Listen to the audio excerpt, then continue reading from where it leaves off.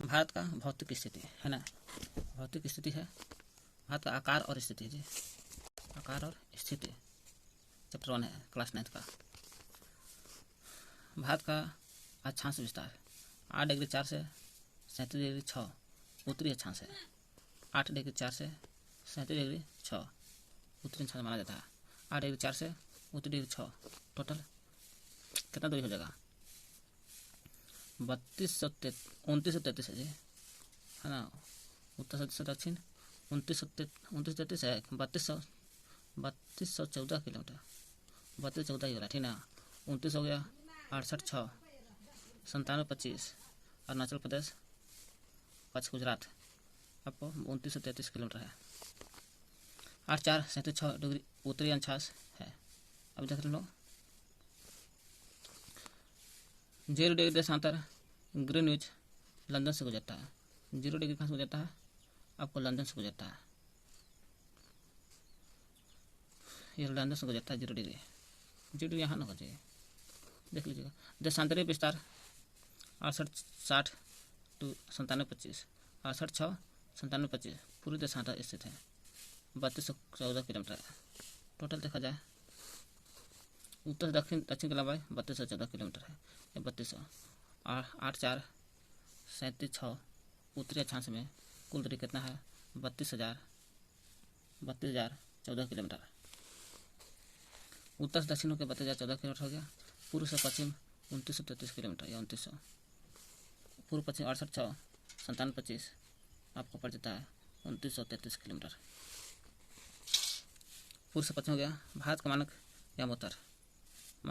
यामोत्तर समय IST भारत को वाला पूछा, टाइम बताता है 82.5 डिग्री पूर्व देशांतर को बताता है देशांतर। 5 राज्य से 100 कर जाता है ना। यूपी में आंध्र प्रदेश छत्तीसगढ़ उड़ीसा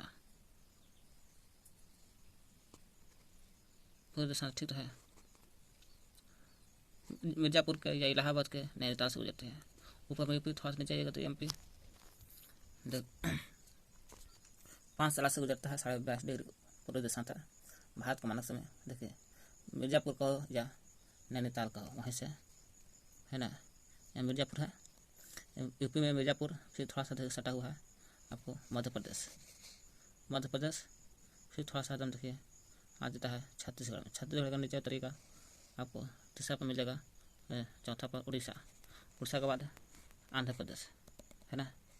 भारत की कर्क रेखा 82.5 डिग्री 5 पूर्वी देशांतर 5 राज्यों से होकर गुजरती है। इलाहाबाद के नैनीताल से या मिर्जापुर है ना, जी मानक रेखा माना गया है, मिर्जापुर हो जाता है। देख ली ना। भारत का मानक यामोत्तर 82.5 डिग्री पूर्व देशांतर है। 5 राज्य से गुजरता है। UP Bihar MP Madhya Pradesh Andhra Pradesh Chhattisgarh, last में उड़ीसा देखा भी। मिर्जापुर इलाहाबाद के नैनीताल से गुजरती है ना। 23.5 डिग्री करके रखा। भारत को 2 बराबर भाग में बांटता है, जो है 23.5 डिग्री करके रखा है। भारत को 2 बराबर हिस्सा में बांटता है। 8 राज्यों से गुजरता है। छगुराम जहापत्र में 8 राज्यों से गुजरता है। देख लीजिए कौन कौन है 8 राज्य कौन कौन है। गुजरात से शुरू होता है, तो थोड़ा सा देखिए यहाँ पर राजस्थान का हिस्सा है, राजस्थान का हिस्सा आता है। फिर थोड़ा सा मध्य प्रदेश में पूरा जाता है। मध्य प्रदेश के बाद थोड़ा सा यहाँ देखिए छत्तीसगढ़ का हिस्सा है। छत्तीसगढ़ के बाद आपको देखिए झारखंड है, झारखंड मिलता है। झारखंड के बाद थोड़ा सा देखिएगा तो पश्चिम बंगाल के बाद ढाका देश तो ही है बांग्लादेश में। फिर उधर ये कौन सा त्रिपुरा है, त्रिपुरा के बाद आपका जाता है मणिपुर में जाता है। सबसे लास्ट में मणिपुर और शुरुआत होता है गुजरात से। भारत की स्थिति, भारत उत्तरी गोलार्ध में है। उत्तर में भी देखिए, उत्तर में भी है और उत्तरी गोलार्ध में पड़ता है। उत्तरी पूर्वी कहिए है ना, उत्तरी पूर्वी गोलार्ध में बोल सकते उसको। मुख्य भाग दक्षिण पूर्व में, मुख्य भाग देखा जाए इसका दक्षिण पूर्व में अंडमान निकोबार द्वीप समूह आता है ना। दक्षिण देखिएगा इसको अंडमान निकोबार द्वीप से आता है। मुख्य भाग इसका कौन है? अंडमान निकोबार है, दक्षिण में स्थित है, जो बंगाल की खाड़ी में है। कौन है? बंगाल खाड़ी में स्थित है। दक्षिण पूर्व का है ताब और दक्षिण पश्चिम का जगह दक्षिण अरब सागर है, लक्षद्वीप, अरब सागर में लक्षद्वीप। भारतीय संघ ना पूरे भारत का राज्य का सबसे दक्षिणी बिंदु इंदिरा पॉइंट है। इंदिरा पॉइंट 2004 में सुनामी लहर के कारण समुद्र जलमग्न में डूब गया था। इंदिरा पॉइंट 2004 में, है ना, सबसे दक्षिणतम बिंदु कहा था इंदिरा पॉइंट। भारत का मुख्य भूमि का दक्षिणी बिंदु कन्याकुमारी हो गया। कर भारतीय संघ पूरे भारत के राज्य का सबसे दक्षिणी बिंदु इंदिरा पॉइंट है। यही इंदिरा पॉइंट 2004 के सुनामी लहर के कारण डूब गया था। भारत का मुख्य भूमि कहा था, मुख्य भूमि के दक्षिणी बिंदु कन्याकुमारी। मुख्य भूमि कहने का मतलब कल मुख्य भूमि के बारे में कन्याकुमारी हो गया। इंदिरा पॉइंट सबसे इधर होगा, ठीक ना। भारत का मुख्य भूमि की जगह दक्षिणी बिंदु कन्याकुमारी है। इसका एरिया 32.8 लाख 32,87,266 वर्ग किलोमीटर है।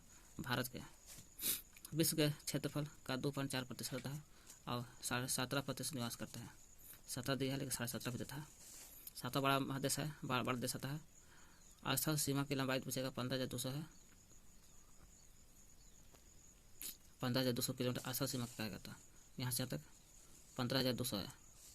जलीय सीमा की लंबाई पूछेगा 6100 है। यहाँ से यहाँ तक 6100 है, ठीक ना। ये मुख्य आस्था सीमा की लंबाई 15,200 और 6100 है। भारत का मुख्य भूमि संपूर्ण भूमि अंडमान निकोबार सहित लक्षद्वीप से मिला दिया जाए 75,716.6 किलोमीटर है ना। सब दोनों मिला दिया जाए, देखिए ये एरिया है आपको 6100 किलोमीटर है। देखिए मुख्य भूमि को मिला दिया जाए इधर अंडमान निकोबार लक्षद्वीप को तो 7516.5 किलोमीटर है ना। वही भारत का मुख्य भूमि 6100 किलोमीटर है। संपूर्ण भूमि मिला दिया जाए अंडमान निकोबार लक्षद्वीप सहित 7516.6 किलोमीटर है। समुद्री तटरेखा अंडमान निकोबार प्लस लक्षद्वीप के साथ 7516.6 किलोमीटर हो गया। अभी देखें दोनों के हैं। उत्तर पश्चिम तथा उत्तर पूर्व सीमा पर नवीन वरिष्ठ पर्वत है हिमालय। उत्तर पश्चिम, उत्तर भी है, उत्तर पूर्व में होगा जी। उत्तर पश्चिम से लेकर यहाँ से स्टार्ट होता है उत्तर पश्चिम से उत्तर पूर्व तक हिमालय पर्वत नवीन पर्वत एग्जाम्पल आता है। जब भ्रंशोत्तर पर्वत से उत्पादन हुआ तो नया बन गया था नवीन पर्वत। अक्षांश और देशांतर का विस्तार लगभग 30 डिग्री है। इसका अक्षांश देशांतर का विस्तार 30 डिग्री का अंतर होता है। इसका जो है 8,437,600 उत्तरी अक्षांश और 68,657,25 पूर्व देशांतर। भारत में दोनों मंत्र दिखेगा घटाएगा तो हो जाएगा 30 डिग्री लगभग 29 पॉइंट कुछ था तो ही कह रहा है 30 डिग्री अंतर होता है। अक्षांश और देशांतर का विस्तार अंतर तो 30 डिग्री का अंतर होता है लगभग। फिर भी पूर्व पश्चिम का विस्तार उत्तर दक्षिण विस्तार से कम प्रतीत होता है। पूर्व पश्चिम देखोगे, पूर्व पश्चिम उत्तर दक्षिण वाला से कम है। वही कह रहा फिर भी पूर्व पश्चिम का विस्तार उत्तर दक्षिण से कम प्रतीत होता है। गुजरात से अरुणाचल प्रदेश का स्थानीय समय में 2 घंटा का अंतर होता है। क्यों? सबसे पश्चिम बिंदु गुजरात 68,600 और दक्षिणी बिंदु अरुणाचल प्रदेश वो अलांगो में 97.25 दोनों में अंतर 2 घंटा का अंतर होता है। 1 डिग्री में 4 मिनट 30 डिग्री में 120 मिनट का अंतर हो जाएगा यानी कि 2 घंटा। इसलिए 82.5 डिग्री पूर्व देशांतर रेखा को भारत का मानक यंत्र माना गया है। यूपी में मिर्जापुर नैनीताल से गुजरती है। 82.5 डिग्री पूर्व देशांतर भारत के बीच गुजरता है। अक्षांश का प्रभाव दक्षिण से उत्तर की ओर दिन रात की अवधि पर प्रभाव पड़ता है। दक्षिण से उत्तर की ओर दिन रात की अवधि पर प्रभाव पड़ता है। दक्षिण से उत्तर की ओर होता है। अक्षांश पर का प्रभाव पूछा जाता है। ये उत्तरी अक्षांश है क्योंकि यहाँ पर दिन जल्दी होता है और उत्तर की ओर थोड़ा सा दिन कम होता है तो रात होता है।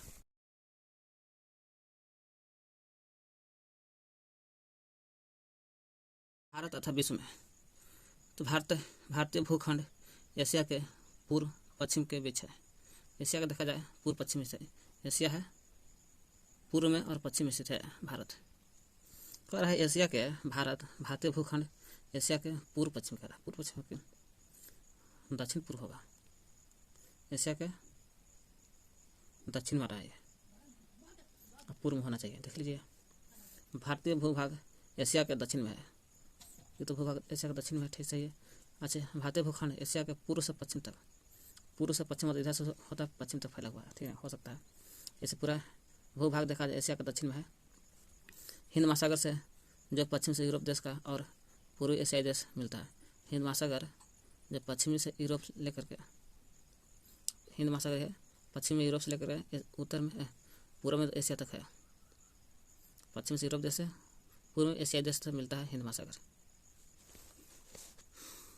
हिंद महासागर जी तो देखिए, हिंद महासागर जो है पश्चिम में यूरोप है और अफ्रीका भी है, और पूर्व में देखा जाए एशिया आता है और ऑस्ट्रेलिया भी आता है पूर्व में। यहाँ यूरोपीय एशिया है केवल, कोई दिक्कत नहीं है। हिंद पश्चिम यूरोप पूर्व में एशिया। दक्षिण का पठार हिंद महासागर में शीर्ष में फैला है। दक्षिण का जो पठार है हिंद महासागर में है और शीर्ष रूप में फैला है दक्षिण का पठार। हिंद महासागर का दक्षिण का पठार कहाँ है? पूरे एशिया में हिंद महासागर के शीर्ष पर है। हिंद महासागर का नाम भारत के नाम पर ही रखा गया था।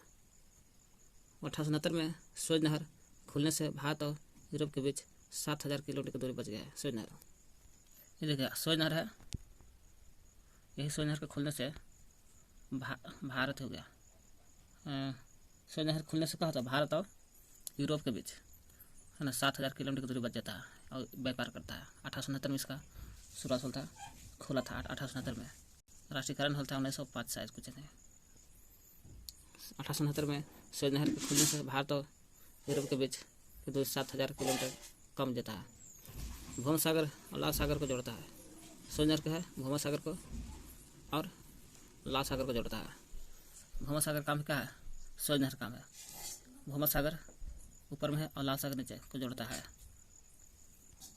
देखिए यहाँ पर लिखा है स्वेज, ये हो गया स्वेज नहर, ऊपर भूमध्य सागर हो गया, नीचे लाल सागर हो गया। तो स्वेज नहर काम है भूमध्य सागर को लाल सागर को जोड़ना। ये स्वेज नहर है।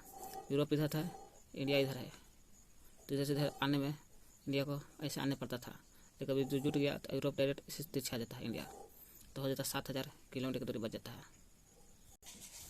कह रहा है दारा यह रास्ता एक है पूरी तट पर केंद्र शासित प्रदेश अंडमान निकोबार, जम्मू कश्मीर, दिल्ली, लद्दाख, जम्मू कश्मीर, लद्दाख, कश्मीर, जम्मू कश्मीर 2 भाग में बढ़ गया है ना, पूरी तट पर है। सही बात है, ये पूरी तट पर बोल रहा है केंद्र शासित प्रदेश। अंडमान निकोबार पूरी तट पर